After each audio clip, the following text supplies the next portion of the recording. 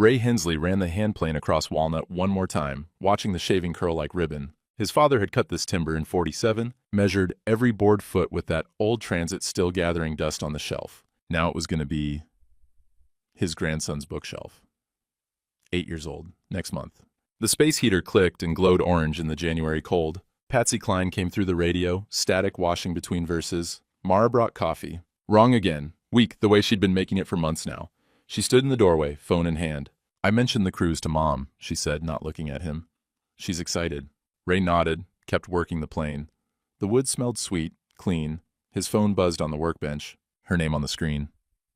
The text arrived while he was scraping ice off his truck at the Feed and Seed. The screen was too bright in the January darkness. Ray's breath made clouds in the cold. "You're not joining the cruise. My mom wants just family." He read it twice, then a third time, like the words might rearrange themselves into something that made sense. 42 years of marriage, a text message. 2 contractors were loading lumber near his truck, younger guys, Tyler and Cody, who'd done some work on the Methodist Hall last fall. Tyler glanced over, saw Ray standing there with his phone, said something to Cody. Cody smirked. Ray's hands went numb, not from the cold. He got the ice scraper working again, movements automatic, cleared the windshield in long strokes, while the contractors finished loading their pickup. Their headlights swept past as they pulled out. Tyler gave a little wave, the kind you give to old men. Ray climbed into the cab, started the engine. Heat blasted from the vents but didn't touch the cold that had settled in his chest. Just family. He'd provided for Mara since 1983, bought the house in '09, paid off the mortgage in 2015, same month Emma graduated college. He'd measured half the property lines in 3 counties, settled disputes with facts instead of lawyers, built the porch where Mara used to drink her morning coffee before she switched to book club brunches and spa weekends with her mother. 42 years. The phone buzzed again. "Mara. Don't be dramatic. We'll talk when I get home." Ray sat in the running truck for 20 minutes. The radio played, but he didn't hear it. Sleet started ticking against the windshield. The Feed and Seed sign buzzed and flickered in the parking lot. Finally, he put the truck in gear. Vernon's pickup was in his driveway when he got home. The old electrician sat on Ray's porch, in the cold, thermos beside him, breath-making steam in the porch light. Vernon was 68, a widower going on 3 years now. Lived in the blue house across the street, the one with the chain-link fence and the satellite dish that hadn't worked since 2019. "Evening, Ray." Vernon stood, picked up the thermos. "Figured you might want some coffee. Real coffee, not that weak stuff." Ray climbed the porch steps. "How'd you know I'd need it?" "Didn't know, just had a feeling." Vernon poured into the thermos cap, handed it over. Steam rose between them. "We need to talk about what I saw Tuesday." The coffee was strong enough to taste through the cold. Ray wrapped both hands around the cup. "What did you see?" Vernon pulled out his phone, thumbed through to photos. "Your wife's car, downtown, at Kelsey and Morrison's law office." "I was doing some electrical work at the building next door. Saw her BMW in their lot." Ray looked at the time-stamped image. "Mara's car, clear as day, 10:47 a.m. "Could be anything," Ray said. Estate planning maybe, normal stuff." Vernon swiped to the next photo. Same car, different Tuesday. 10:52 a.m. Then another. 3 weeks of Tuesdays, same time, same place. "Kelsey and Morrison handled my divorce," Vernon said quietly. "Back when Linda got it in her head to leave, before the cancer came back and she changed her mind."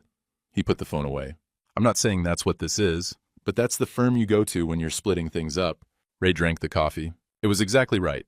The way he'd mentioned he liked it once, maybe 2 years ago, and Vernon had remembered. Mara had been making his coffee for 42 years and still got it wrong. "Appreciate the heads up," Ray said. "I'm right across the street if you need anything." Vernon took his thermos back, left the cap for Ray to keep. "Day or night, you hear me?" "I hear you." On Vernon's truck rumbled to life. Ray stood on the porch watching the taillights disappear, then turned to look at his own house. Lights on in the kitchen, Mara's car in the garage. He couldn't go in yet. He sat on the porch in his work coat, drinking Vernon's coffee from the thermos cap, while the sleet turned to snow and the porch boards creaked under his weight. The house his father had helped him build in 1989. The porch where he'd taught Emma to ride a bike. The driveway where Mara used to wait for him after long days in the field, back when she still smiled at the sight of his truck. When did that stop? The coffee went cold in his hands. The snow kept falling. Inside, through the kitchen window, he could see Mara on her phone, laughing at something, her back to the window, to him, to the porch where he sat freezing. Ray finished the cold coffee and went inside. The next evening, Mara asked him to sit down at the kitchen table. She'd opened a bottle of wine, cheap Chardonnay, the kind that came in a screw top, poured herself a glass and sat across from him. The overhead light was harsh on her face, showed lines he hadn't noticed before. "About the cruise," she said. Ray waited. "Mom's just old-fashioned. You know how she is." Mara reached across the table, touched his hand. Her fingers were cool and dry. "She wants some girl time. Mother-daughter bonding, that's all it is." First time she'd touched him in weeks, maybe months. "I thought we could take a trip ourselves," she continued.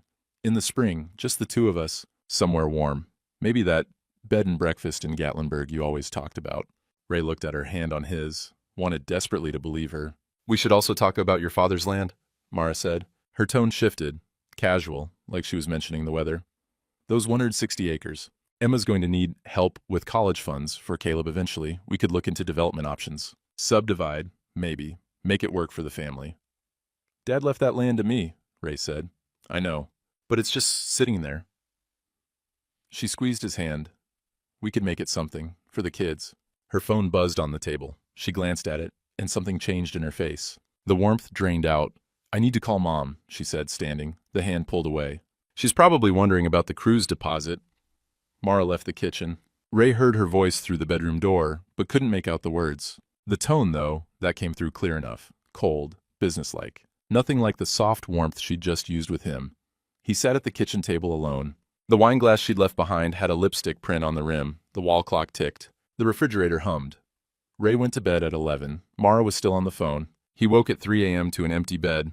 Mara's side was cold, like she'd been gone a while. He found his bathrobe, went to check the house. She was asleep on this couch in the living room, phone charging on the coffee table, the blue light washing over her face. Ray went to check the mail, insomnia habit from 40 years of early mornings. Pulled on boots, stepped onto the porch. Snow was falling, soft and steady, haloing the porch light. The mailbox at the end of the drive was already drifted over. A manila envelope sat wedged in the box. Thick. No return address, no postage either. Someone had hand-delivered it. Ray stood in the snow in his bathrobe and boots, holding the envelope. Heavy. Official feeling. The kind of weight that meant papers, documents, things that mattered. He knew, before opening it, that everything was about to change. Back in the kitchen at 3:30 a.m., Ray spread the contents across the Formica table, under the harsh overhead light.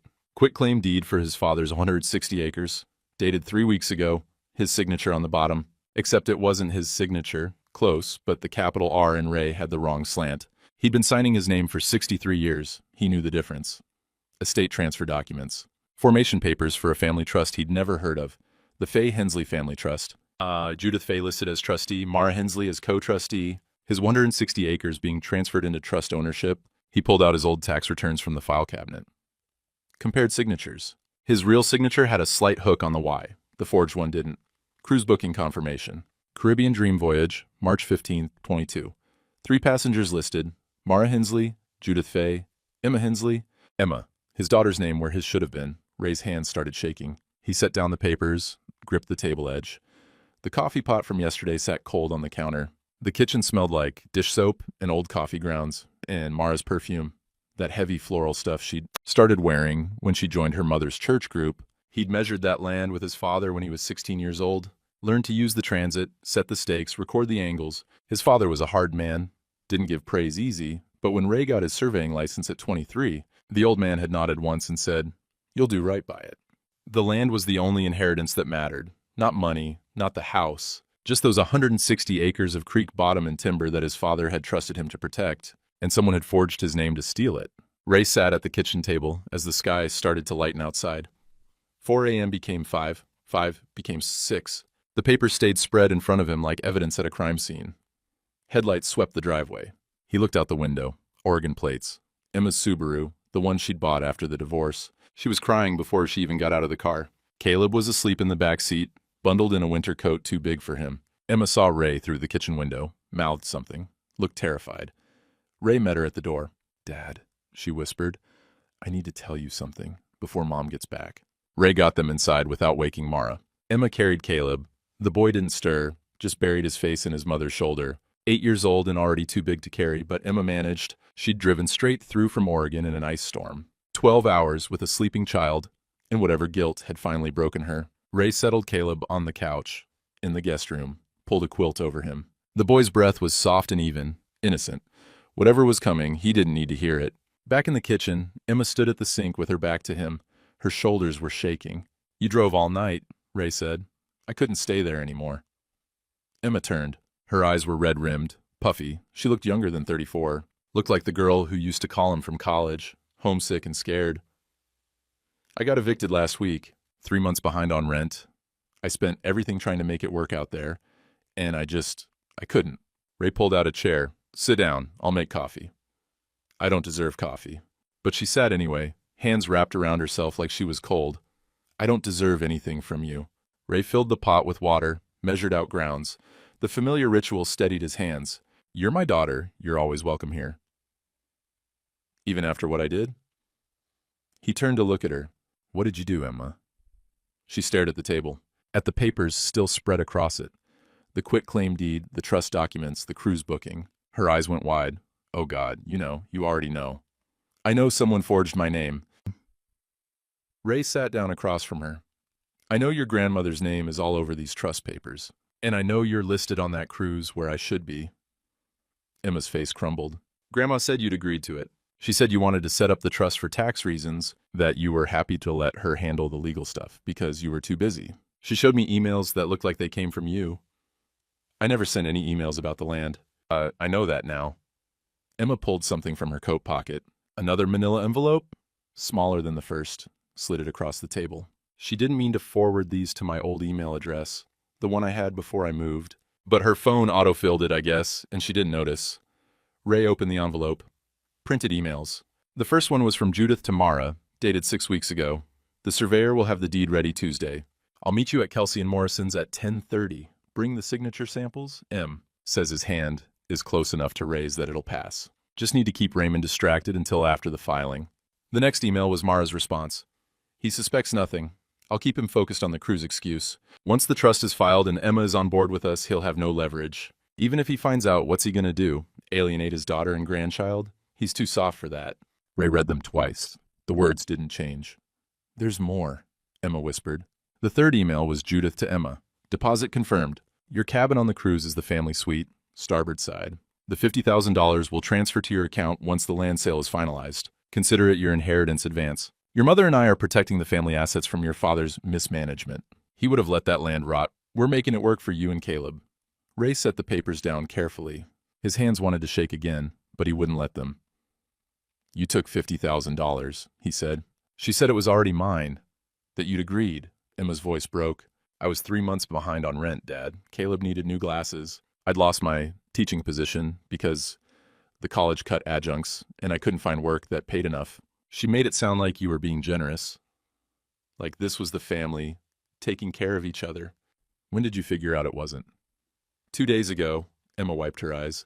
I got another email from her by mistake. She was coordinating with the lawyer about how to handle your inevitable resistance after the cruise. Talking about getting a medical evaluation to prove you were experiencing cognitive decline, making you look incompetent so the trust transfer would stand up in court.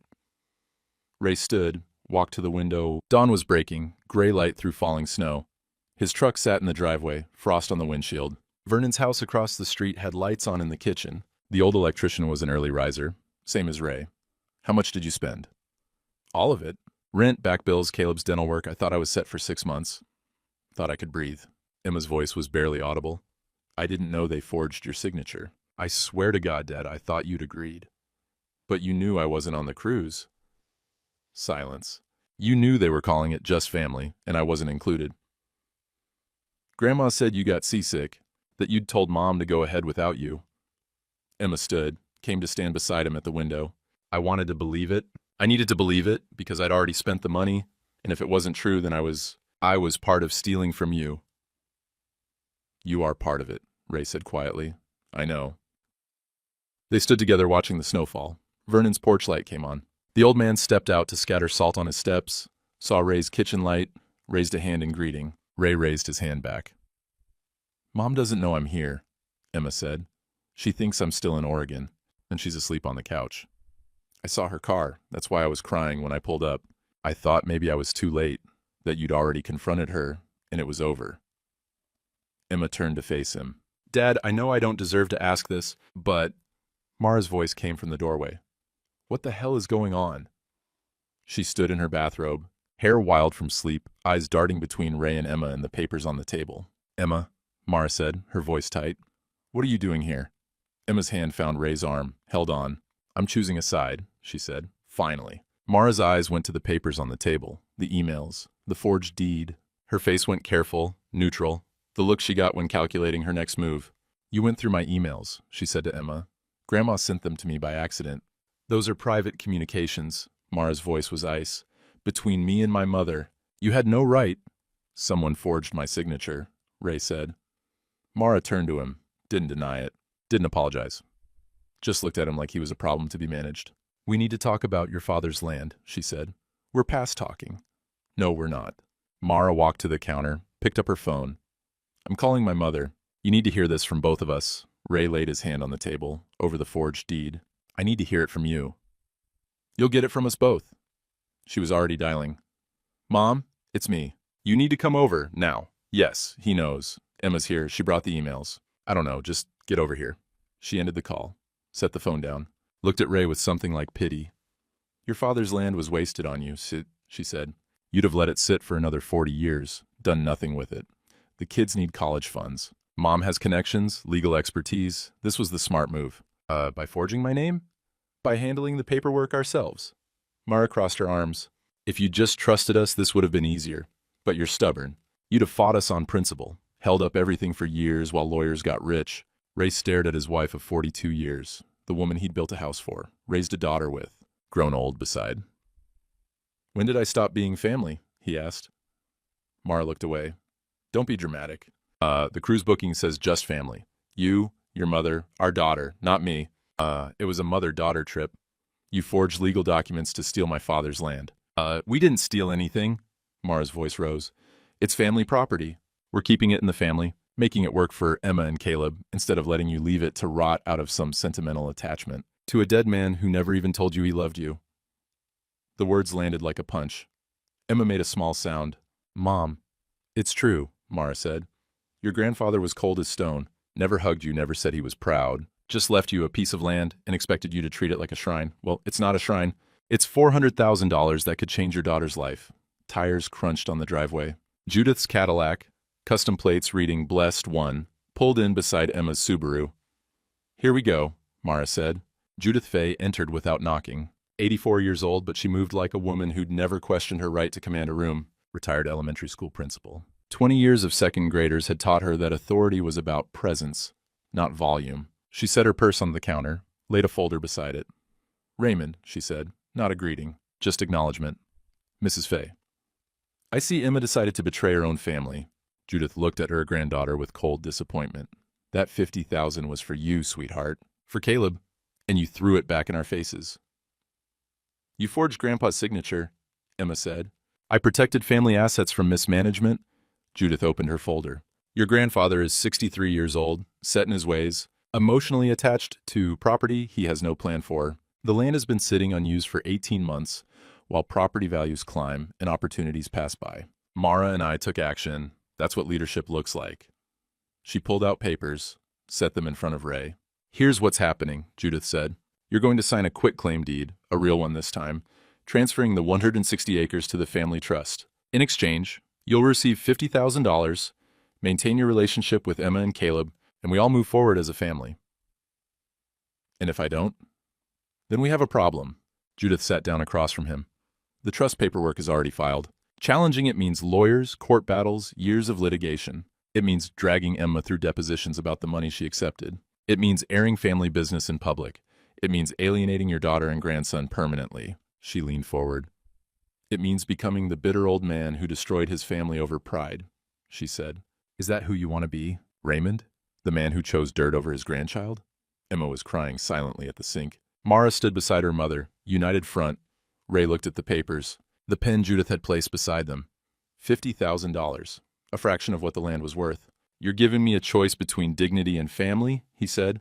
I'm giving you a choice between being smart and being stubborn, Judith said.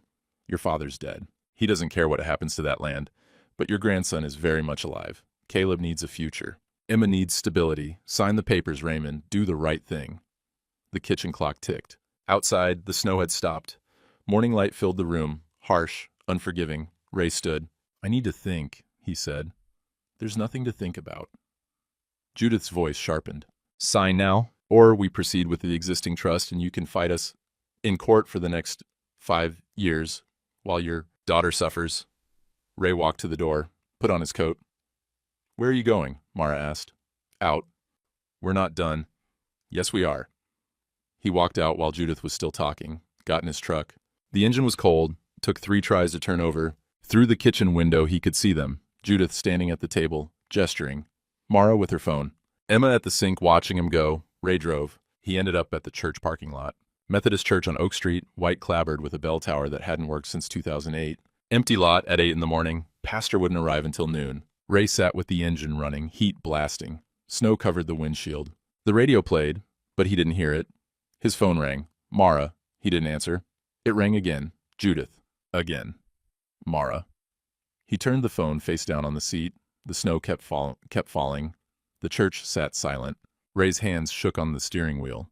42 years. A family he'd built from nothing. A daughter he'd sent to college. A grandson who called him Grandpa and drew him pictures of trucks. All of it contingent on signing away the one thing his father had trusted him to protect. The phone rang again. Emma this time. He stared at her name on the screen, let it ring, then ring again. Finally answered. Dad, where are you? Emma's voice was small, scared. Please answer. I can't do this anymore. Can't do what? Be here. With them. Listening to Grandma explain why stealing from you was actually good strategy. She was crying. Where are you? I'll come find you. Church parking lot. I'm coming. Emma, I'm coming.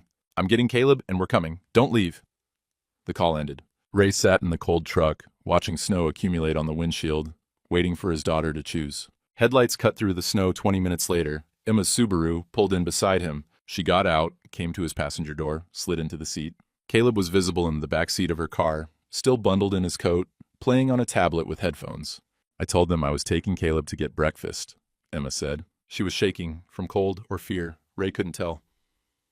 Grandma said if I left, I was choosing sides. I said good. That makes it easier.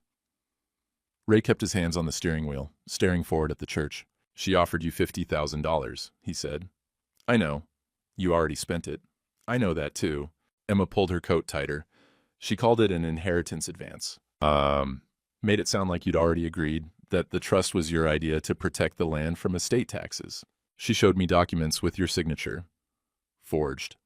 I didn't know that. Not until I got the email about the cognitive decline strategy.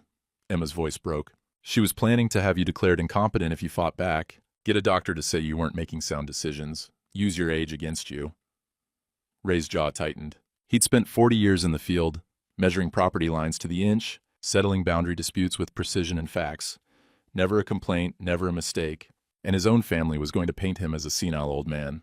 How long have you known? He asked. About the forgery? 2 days. About the cruise exclusion and the trust setup? 6 weeks. Emma started crying. I'm so sorry, Dad. I was broke and scared, and Grandma made it sound like family planning, like we were all taking care of each other. By the time I realized what it really was, I'd spent the money and I was trapped. You could have called me. And said what, Dad? I took money to help them steal your land, but I promise, I didn't know it was stealing. You'd have hated me. I could never hate you. You should. Emma wiped her eyes. I chose money over you. I let Grandma put me on that cruise in your place. I knew you weren't invited, and I didn't say anything because I wanted the cabin, wanted the trip, wanted to pretend I was important to them.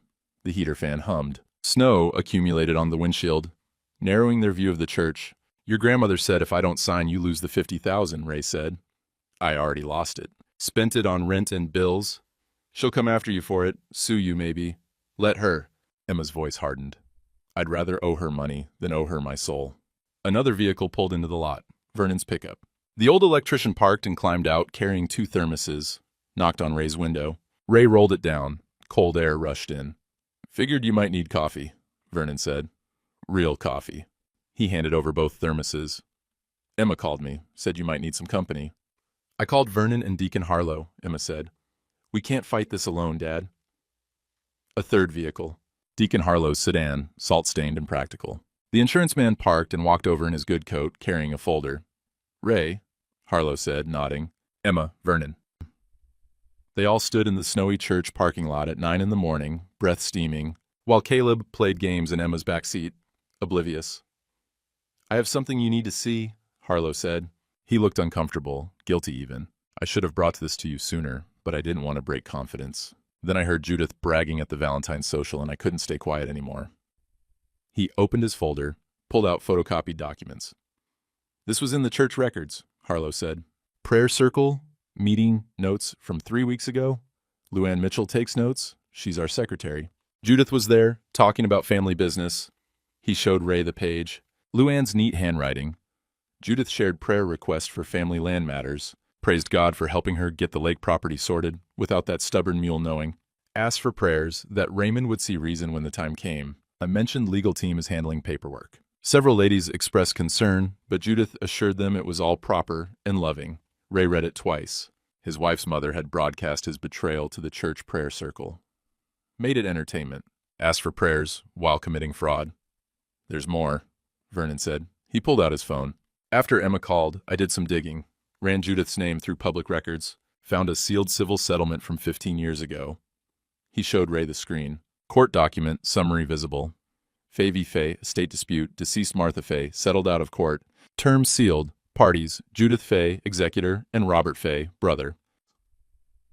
Her brother Robert moved to Florida 20 years ago, Vernon said. Never visits, never calls. I asked around. Turns out Judith pulled the same thing with their mother's estate. Forged documents. Cut him out, kept everything. He sued but settled privately to avoid family scandal. Emma's hand went to her mouth. She's done this before. She's good at it, Vernon said. And she got away with it once, so she figured she could do it again. Harlow cleared his throat. I also have statements from 3 women in the prayer circle willing to testify to what Judith said. They're uncomfortable with how she bragged about it. Luann, especially. She said it felt wrong at the time. But Judith has a way of making people doubt their own judgment. Ray looked at the 3 of them. Emma, tears on her face. Vernon, solid and steady with his coffee thermoses. Harlow, guilty but determined. Why are you helping me? Ray asked. Because it's right, Harlow said simply. Because I watched my wife betray me, and I did nothing, Vernon said. I'm not watching it happen to you. Because I'm your daughter, Emma said, and I should have chosen you from the start. The snow fell harder. The church bell tower stood silent against the gray sky. Caleb laughed at something on his tablet. The sound muffled through the car windows.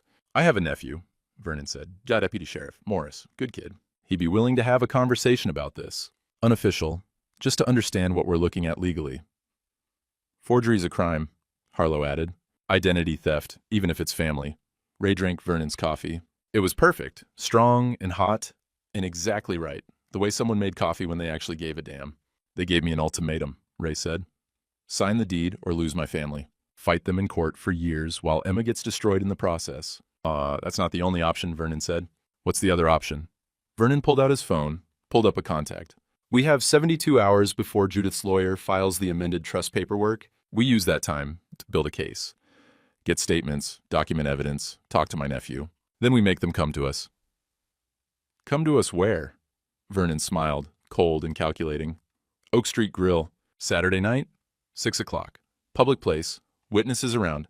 You call your wife, say you want to talk. Bring her mother. Tell them you're ready to settle this like adults. They'll think I'm caving. Good. Let them think that. Vernon's smile widened. Let them walk in confident. Then we show them what we've got. Emma looked at her father.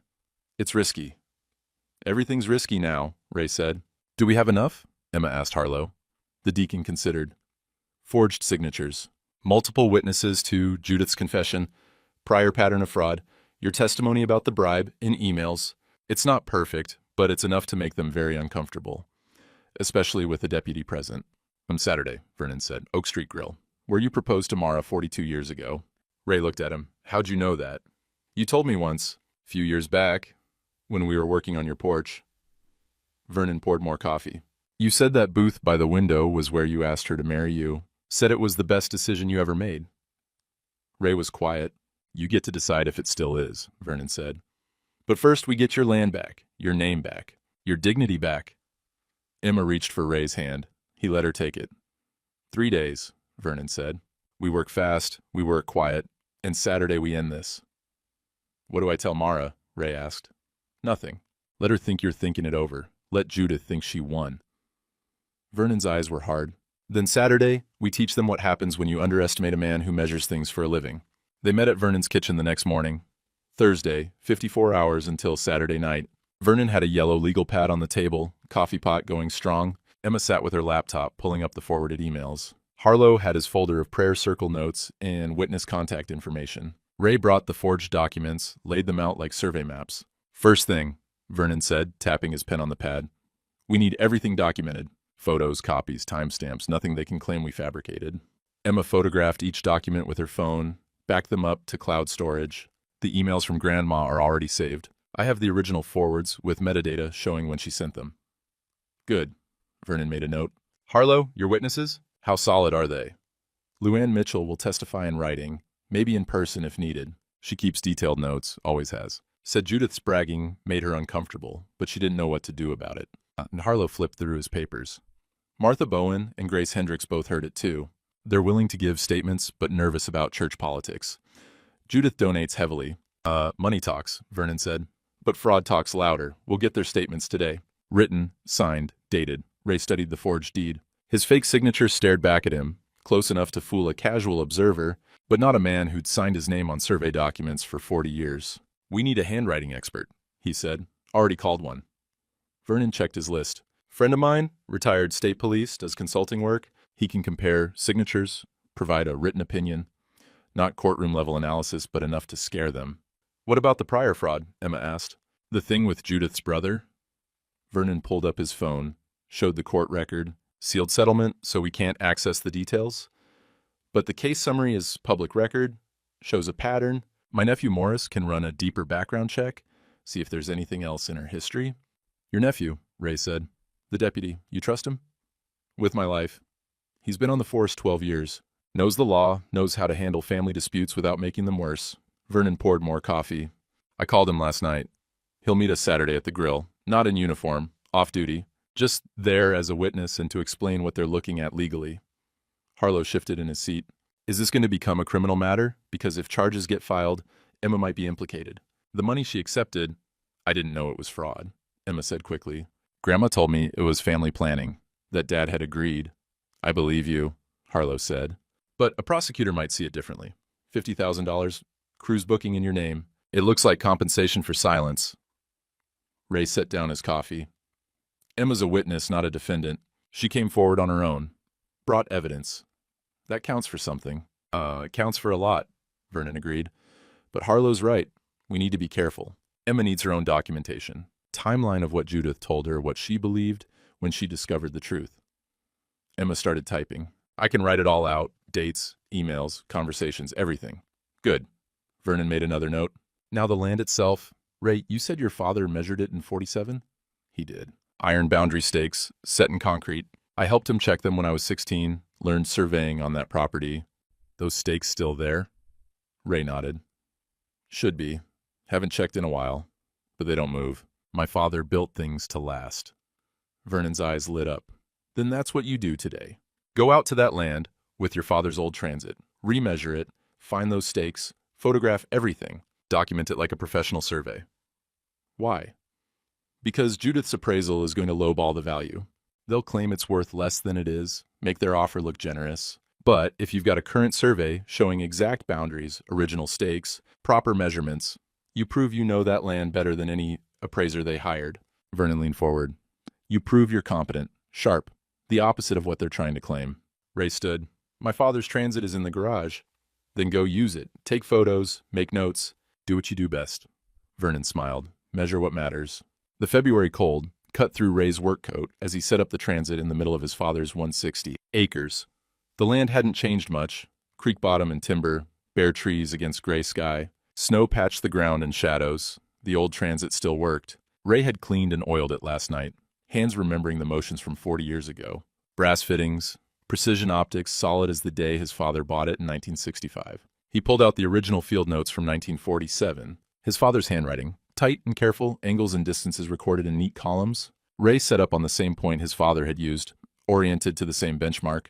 Then he started measuring. North boundary, 1,320 feet, bearing N89-45E, exactly what his father had recorded. Ray found the iron stake at the corner. 4 feet of rebar driven through a concrete collar, 1947 stamped into the metal, still solid. He photographed it, measured from multiple angles, recorded everything in his own notebook. East boundary, south boundary, west boundary, every stake where it should be. Every measurement matching his father's notes within inches. The small variations just natural, settling over 78 years. The work settled as mine. This he understood. Angles and distances, facts and precision, no manipulation, no forged signatures, no impossible choices, just land and mathematics, and the satisfaction of finding his father's stakes still true. Vernon appeared around noon, carrying a thermos and sandwiches. "How's it look?" he asked. "Perfect. Every stake where it should be. Every measurement matching the original survey." Ray accepted the coffee. "This land is worth more than 400,000. Creek frontage, timber value, development potential. If someone subdivided, Judith's appraiser is undervaluing it by at least 30%. Can you prove that?" "I can show recent comparable sales, prove the measurements, document the resources." Ray drank the coffee. "Any appraiser who says this is worth 400 is either incompetent or lying." Good. That's another piece." Vernon handed over a sandwich. "Harlow got statements from all 3 witnesses this morning. Luann is particularly detailed. She quoted Judith directly. Getting the lake property sorted without that stubborn mule knowing. Direct admission." "Lake property," Ray said. "There's no lake on this land." "Exactly. Judith was confusing her schemes. Probably meant her brother's land. The estate she stole from him had a lake. She's getting sloppy. Too confident." They ate in silence, looking out over the land. A crow called from the timber. The creek ran black between snow-covered banks. "My father never told me he loved me," Ray said. "Never hugged me, never said he was proud, just left me this land and expected me to know what it meant." Vernon didn't respond, just waited. "Mara said I was sentimental, that I was treating it like a shrine to a dead man who never cared about me." Ray finished the coffee. "But she's wrong. This isn't about my father's approval, it's about his trust.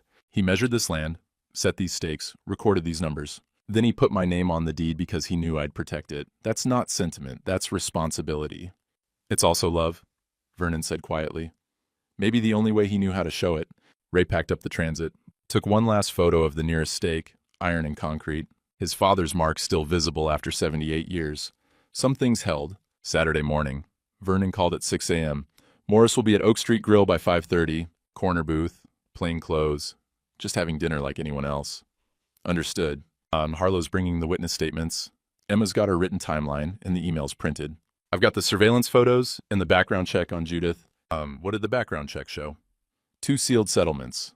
The one with her brother we knew about. Second one from 1998, dispute with a business partner over asset division. Same pattern. Judith controlling the paperwork, other party claiming fraud, settled privately.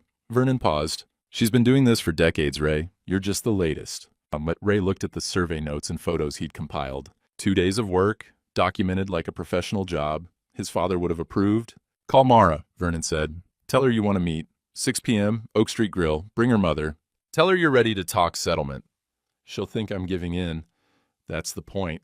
Let her think she won. Let Judith come in confident." Vernon's voice hardened. "Then we take them apart." Ray called Mara. She answered on the first ring. "I want to talk," he said. "Tonight, 6 o'clock. Oak Street Grill." A pause. "You're ready to sign?" "I'm ready to settle this. Bring your mother." "We'll be there." Relief in her voice. Victory. "This is the right thing, Ray. You'll see." She ended the call. Ray sat in his kitchen, watching the morning light fill the windows. Across the street, Vernon's porch light came on. The old electrician stepped out, raised his coffee mug in salute. Ray raised his own cup in return. 6 hours until Oak Street. 6 hours until he made them understand what happened when you underestimated a man who measured things for a living. Oak Street Grill still had the same vinyl booths from 1983. Ray remembered the burgundy color, the way it stuck to your legs in summer. He'd proposed to Mara in the booth by the window, nervous and 21, with a ring he'd saved 8 months to buy, 42 years ago. Now he sat in that same booth at 5:30 on a Saturday evening, waiting to end what he'd started there. Vernon sat across from him, coffee cup steady in his hands. Emma was beside Ray, laptop bag at her feet, face pale but determined. The dinner crowd was starting to filter in, families, couples, the usual Saturday night mix. Luann Mitchell sat 3 booths away with her husband, pretending to read the menu. Martha Bowen was at the counter with coffee. Witnesses, in case things went bad. At the corner booth, a man in jeans and a flannel shirt sat reading the newspaper. Mid-40s, built solid, short hair, Deputy Morris, Vernon's nephew, off-duty, but the way he sat, alert, watching, marked him as law enforcement to anyone who knew what to look for. Deacon Harlow arrived at 5:40, took a seat at a two-top near the window, ordered pie and coffee like he had nowhere else to be. "They'll be here at 6, Emma said, checking her phone. "Mom just texted. Said they're running a few minutes early." "Let them wait in the parking lot," Vernon said. "We're not jumping when they snap their fingers." Ray looked at the folder on the table between them. Everything they'd gathered in 72 hours. Forged documents with handwriting analysis, witness statements, surveillance photos, Emma's timeline, the prior fraud settlements, survey notes, and photos from the land. 48 pages that told the story of a systematic betrayal. His phone buzzed. "Mara, we're here, coming in." "Here we go," Vernon said. The door opened. Judith first, scanning the room like she owned it, spotting Ray, her eyes narrowing when she saw Vernon and Emma. Then Mara behind her, carrying her purse and a folder that probably had settlement papers ready for Ray to sign. They crossed the restaurant. Every head turned to watch. Small town, everyone knew everyone, and news of Ray's trouble had spread the way news always did. Judith stopped at the booth, looked at Vernon, then at Emma. "What's this, Raymond?" Her voice was cold. "An ambush?" "A conversation," Ray said. "Like you wanted. Sit down." They slid into the opposite side of the booth. Judith's eyes swept the restaurant again, catching sight of Deputy Morris in the corner, Harlow by the window. Luann and Martha scattered through the dining room. Her face went still. "You brought witnesses," she said. "I brought friends," Ray replied. "They're just here for dinner." Mara set her folder on the table. "We can make this quick. Sign the deed, accept the settlement, and we all move forward." Or, Vernon said, "you can look at what we've got first." He opened their folder, pulled out the first document, side-by-side comparison of Ray's real signature and the forged one. The differences circled in red. "This is the quitclaim deed you filed," Vernon said. "That's not Ray's signature. Capital R has the wrong slant. The Y hook is missing. We had a handwriting analyst look at it, retired state police. His written opinion is that this signature is a forgery." He laid the analysis report on the table. Judith didn't look at it. "Handwriting varies. That doesn't prove—" Vernon put down the next document. "Emails between you and Mara, planning the forgery, discussing how to keep Ray distracted, mentioning someone named M, whose handwriting was close enough to pass." Mara's face went pale. "Those are private communications," Judith said. "Illegally obtained." "Forwarded to Emma by accident," Vernon interrupted, "from your own email. That makes them her property." Emma pulled out her laptop, turned it to show the screen. "Complete email chain, time-stamped, with your address in the cinder field, Grandma. You sent them to my old Oregon email when you meant to send them to Mom." Judith's jaw tightened. Vernon laid out the next item. "Witness statement from Luann Mitchell, church secretary, prayer circle meeting from 3 weeks ago. You bragged about getting the lake property sorted without that stubborn mule knowing." Direct quote. Signed and dated. Luann raised her coffee cup from 3 booths away. A small wave. "We've got 2 more statements from that meeting," Vernon continued. "Grace Hendricks and Martha Bowen, all saying the same thing. You admitted to the scheme in front of a dozen witnesses." Martha Bowen smiled from the counter. Judith's hands were shaking now, just slightly, but Ray saw it. "Then there's your history," Vernon said. He pulled out the court records. "Sealed settlement with your brother Robert in 2000. Estate dispute over your mother's property. Pattern of alleged fraud settled privately. Another sealed settlement in 1998. Business partner claiming you forged documents for asset division." Judith's face went white. "Those are sealed. You can't—" "The settlement details are sealed. The case summaries are public record." Vernon tapped the documents. "Shows a pattern. You've done this before. Multiple times." He pulled out the surveillance photos. "Here's Mara's car at Kelsey and Morrison's office. 3 consecutive Tuesdays, time-stamped. The same firm that handles estate fraud cases." Mara stared at the photos. "You followed me?" "I was working next door," Vernon said. "Saw your car, got curious." Ray finally spoke. "I also resurveyed the land. My father's original stakes are still there. Iron rebar and concrete, dated 1947. Every boundary matches his field notes. Exactly. The land is worth more than $400,000. Your appraiser undervalued it by at least 30%. He laid out his survey photos and notes. Professional work. Precise measurements. Proof of competence. "I'm 63 years old," Ray continued. "I've been surveying for 40 years. Never a complaint, never a mistake. You were planning to have me declared incompetent if I fought back, claim cognitive decline, make me look like a confused old man." Judith leaned back, calculating, looking for an angle. "This doesn't prove anything criminal," she said. "Family disputes over estate planning happen all the time. We can settle this privately." "Actually," a voice said from the corner booth. Deputy Morris folded his newspaper, stood, walked over. He wasn't in uniform, but he pulled out his badge. Set it on the table. "Deputy Sheriff Steve Morris," he said. I'm here off duty, but I've been listening. And ma'am, forgery is a crime. Identity theft is a crime. Doesn't matter if it's family. He looked at Judith. I ran your name through the system. Found those sealed settlements my uncle mentioned. Also found a notation in the county fraud database. You were flagged as a person of interest in a 2015 financial exploitation case involving an elderly neighbor. No charges filed, but the flag's still there. Judith's confidence cracked.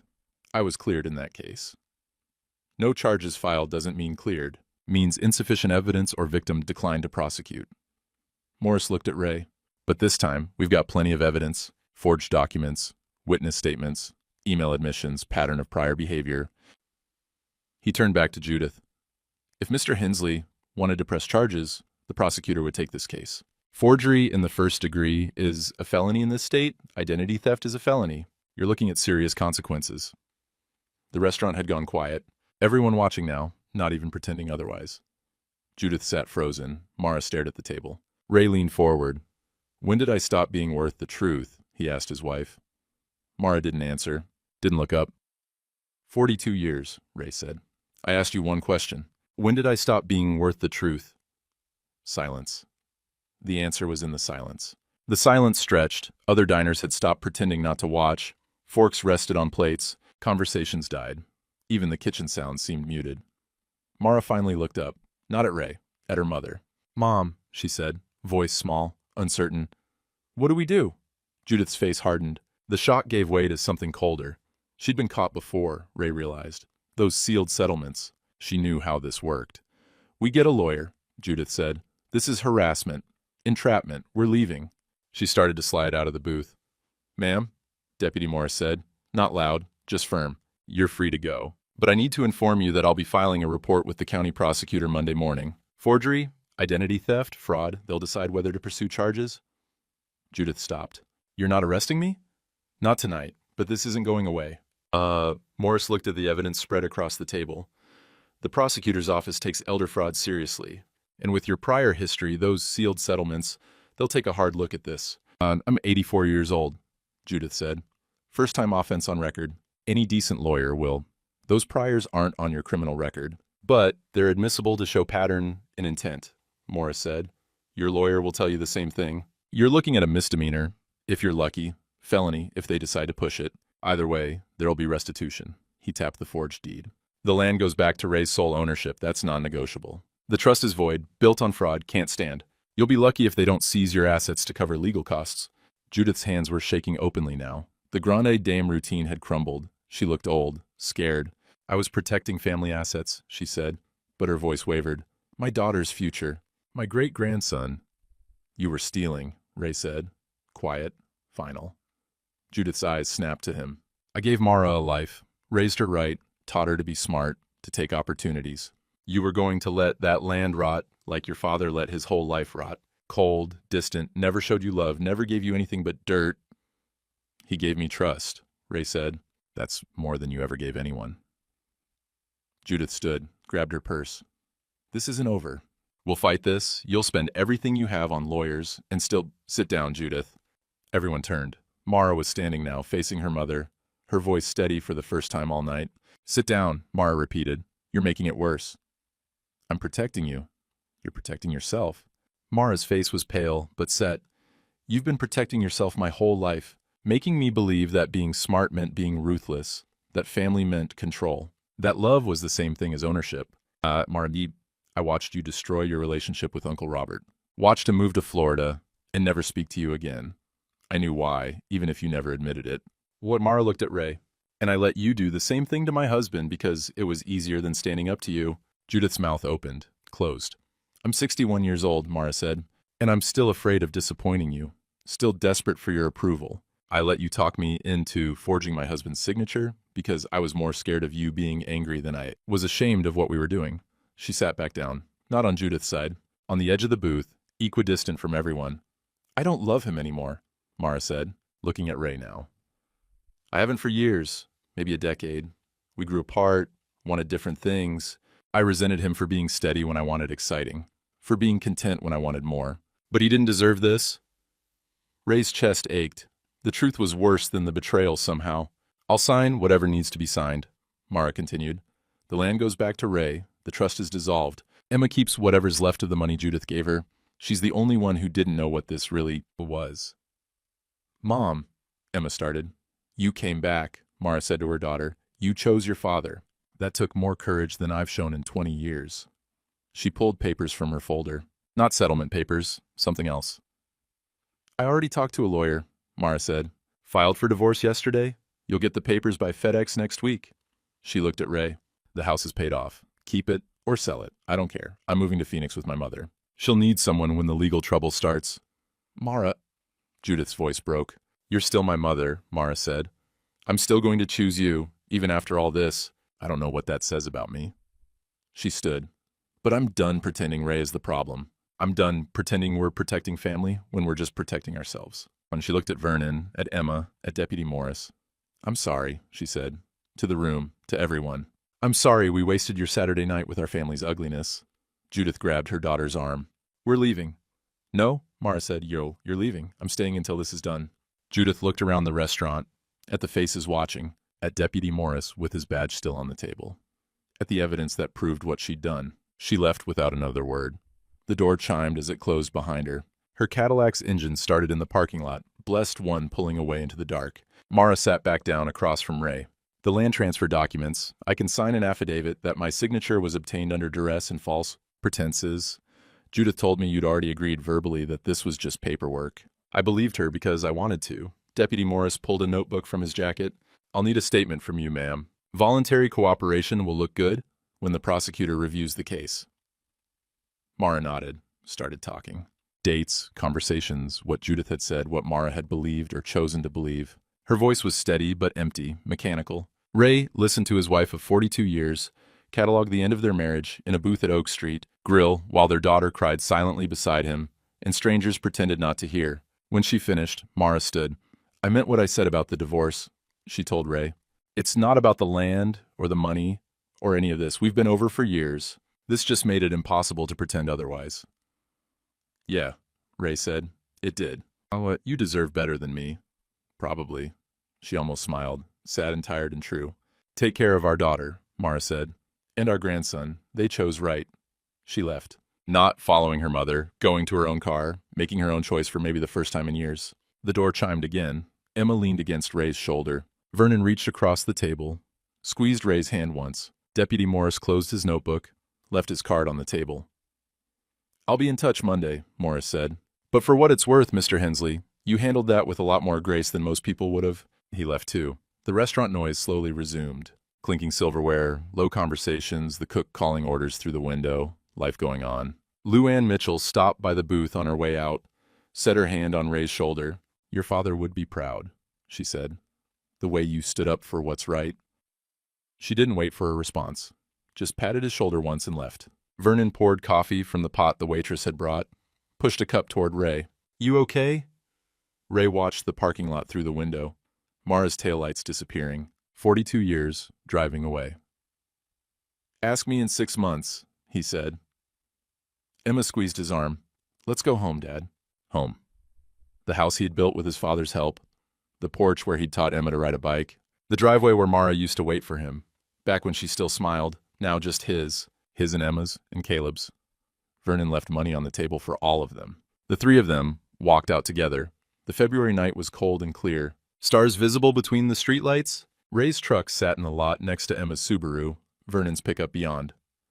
Tomorrow's Sunday, Vernon said. I'll bring coffee around 8. We can start figuring out the legal stuff. I'd appreciate that. While Vernon drove away. Emma got Caleb from her car. The boy had slept through everything, curled up in the back seat with his tablet. Ray drove home with his daughter following behind, grandson asleep and unaware, land secure and life shattered. Some victories didn't feel like winning, but they were still victories. Spring came. Not all at once, it never did in February, turning to March, turning to April. But slowly the snow melted, the creek ran high and loud, the bare trees on Ray's 160 acres started showing green. 6 weeks after Oak Street Grill, Ray stood in his kitchen making coffee, strong, the way Vernon had taught him, the way he should have been making it all along. Emma's organ plates were still on her Subaru in the driveway, but she'd gotten a new job, community college, teaching English composition 3 days a week. Not much money, but enough. She and Caleb had the upstairs bedrooms, their shoes by the door, their dishes in the sink, their life woven into his. Vernon's truck pulled in at 7:30, same as every morning since March. The old electrician didn't knock anymore, just came through the door with his thermos and the newspaper. "Morning," Vernon said. "Morning." They drank coffee on the porch. The ritual that had replaced 42 years of wrong coffee and careful silence with Mara. "Legal settlement came through yesterday," Ray said. Judith pled to misdemeanor fraud. Probation, restitution, community service, no jail time. "She's 84, Vernon said. Judge probably figured probation was enough. Land's back in my name. Clean title. Trust is dissolved. She has to pay back the filing fees and my legal costs." Ray sipped his coffee. Her lawyer tried to argue she was protecting family assets. Judge wasn't buying it. "And Mara?" "Divorce is final next month. She's in Phoenix with her mother. Haven't talked to her since the restaurant." Vernon nodded, didn't push. Caleb's footsteps thundered down the stairs. The boy burst through the screen door in his pajamas, hair sticking up. "Grandpa, can you help me with the bookshelf?" Ray had been putting it off. The walnut bookshelf he'd started in January, before the text message and the forged documents and the end of everything he'd thought he knew about family. "After breakfast," Ray said. "Promise?" "Promise." Caleb ran back inside. Emma appeared in the doorway with her coffee mug, smiling. "He's been asking about that bookshelf every day for a week," she said. "I know. You don't have to finish it if—" "I want to finish it," Ray said. "Just needed some time." Vernon stood. "I'll leave you to it. Got some electrical work over at the church this morning." He paused at the steps.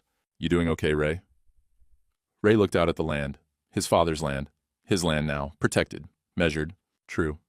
"Ask me in 5.5 months," he said. Vernon smiled. Progress. The woodshop smelled the same. Linseed oil and sawdust and thyme. Ray's father's surveying transit sat on the shelf. Cleaned and oiled now, ready if needed. The walnut boards for Caleb's bookshelf lay where Ray had left them in January. He'd avoided this space for 6 weeks. Too many memories. Too much of what used to be. But Caleb was waiting. Ray fired up the space heater, turned on the radio. Not Patsy Cline this time. Just whatever came through. He pulled on his work apron, picked up the handplane. The wood remembered his touch. The grain ran smooth under the blade. Shavings curled like ribbons. Caleb appeared in his doorway. "Can I help?" "Sure. Hand me that sandpaper." They worked together. Ray fitting the shelves, Caleb sanding the edges smooth. The boy was careful, focused, good with his hands, like his great-grandfather had been. "Mom said great-grandpa Hensley cut this wood," Caleb said. He did, in 47, measured it himself, marked every board. "Did he love you?" The question landed soft but heavy. Ray kept working. "He wasn't good at saying things like that," Ray said, "but he left me his land, his tools, his surveying equipment. I think that was his way." "Grandma left," Caleb said. "Does that mean she didn't love us?" Ray set down the plane, looked at his grandson. "Your grandma loves you very much, and she loved your mom. She just got confused about what love meant, started thinking it meant control instead of trust." "Are you sad she left?" Ray considered lying, considered saying it was for the best, or that everything was fine, or any of the careful half-truths adults told children to protect them. But Caleb deserved better. "Yeah," Ray said. "I'm sad. We were married for 42 years. That's a long time to build something with someone. And it hurts when it ends, even when ending is the right thing." "Mom says some things need to break so better things can grow." Ray smiled. "Your mom's pretty smart." "She also says you're the best man she knows." "No, she's just being nice." "No, she means it. I heard her tell Mr. Vernon that you could have been mean and you were kind instead, that you could have destroyed Grandma in court, but you let her keep her dignity." Caleb ran his hand along the smooth walnut. "What's dignity?" "Treating people like they matter, even when they hurt you." "Did Grandma matter?" "Yeah, she did. She still does, even though she's gone." They finished the bookshelf by noon. 5 shelves, smooth and solid, walnut grain running true. Ray had ordered a small brass plaque, picked it up from the engraver yesterday. He screwed it to the top shelf. Built from timber, Great-Grandpa Hensley measured in 1947. Caleb traced the letters with his finger. "Can we put it in my room now?" "Let's carry it up together." And they hauled the bookshelf upstairs. Caleb's room overlooked the street, Vernon's house visible through the window, the blue siding and chain-link fence a constant presence. They set the bookshelf against the wall. Caleb started arranging his books, serious and careful. Emma appeared in the doorway. "It's beautiful, Dad. Your grandfather's wood. Figured it should stay in the family." "The real family," Emma said. Ray didn't correct her. The mail truck appeared on the street. Ray went down to check the box, bills, advertisements, and an envelope from the cruise line, refund check. Full amount Mara and Judith had paid for the 3 cabins. Family cruise that never happened. Ray stood at the mailbox holding the check. Could deposit it, keep it as compensation for everything. Could tear it up, symbolic gesture. Or he went back inside. Emma was in the kitchen teaching Caleb how to make cornbread, her grandmother's recipe, ironically, the one good thing Judith had passed down. Emma, Ray said, you set up that college fund for Caleb last month, right? 529 account? Yeah. Why? Ray endorsed the check, handed it to her. Deposit this. Your grandmother wanted family money. This is family money now. Emma looked at the amount. Dad, it's Caleb's future. Put it toward college, or trade school, or whatever he needs. The cruise was supposed to be about family. Now it is. She hugged him, tight and long and fierce. Thank you, she whispered. Thank your great-grandfather. He's the one who taught me what inheritance really means. That evening, Ray sat on the porch as the sun set. Vernon had brought coffee earlier, but he'd gone home for dinner. Emma was inside with Caleb, their voices drifting through the open window. The land beyond the porch was green now, creek running, birds calling. His father's boundary, stakes out there somewhere, still holding after 78 years. Ray's wedding ring sat in his pocket. He'd taken it off last week, but hadn't thrown it away. Wasn't ready for that yet, maybe never would be. 42 years deserved to be remembered, even if they'd ended badly. His phone buzzed. Text from Mara. First contact in 6 weeks. Divorce is final. Papers in the mail. I hope you and Emma are doing okay. Ray stared at the message. Typed a response. Deleted it. Tried again. We're okay. Hope you are too. Simple. True. Enough. He put the phone away. Across the street, Vernon's porch light came on. The old man stepped out, waved. Ray waved back.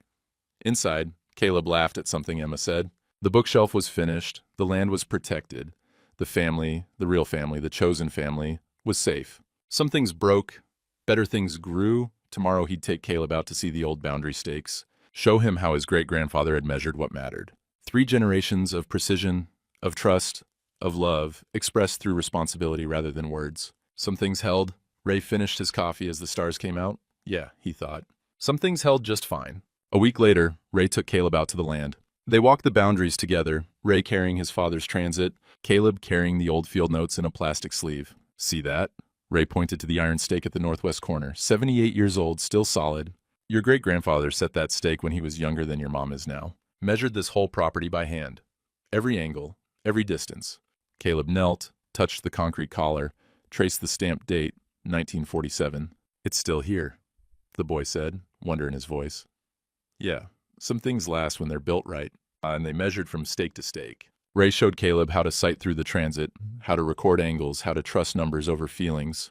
The boy learned quick, had his great-grandfather's hands. Walking back, Caleb asked, will you teach me to build stuff, like the bookshelf? Every Saturday, Ray said. If you want. I want. Ray looked back at the land, his father's gift, his responsibility. Caleb's inheritance, not just dirt, not just money, a legacy of measuring what mattered,